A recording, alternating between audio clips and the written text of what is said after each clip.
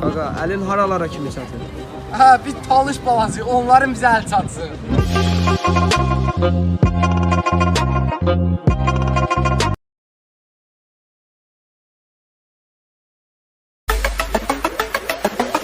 Dede balası ne var ne yok çok ne iş. Masalı radnoy koruttuk ne iş. Dalışın dile bir de binen sen kayış. Dili danışık nezerlidir masalı. Dili danışık nezerlidir masalı.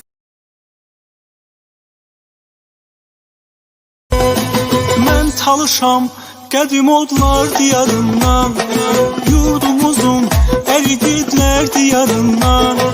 Mən talışam qədim odlar diyarından, yurdumuzun.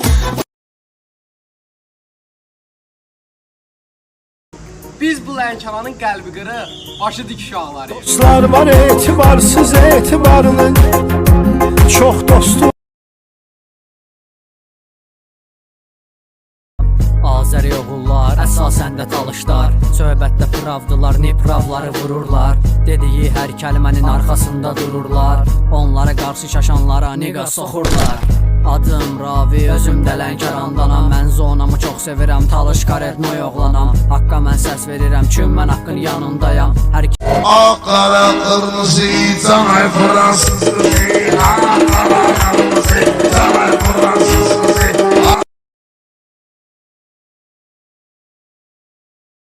Mən Azərbaycanlıyam, talış balasıyam mən. Mənim yanımda haqqı tapdalayan oğlanı mənliyim mən tapdalayarım.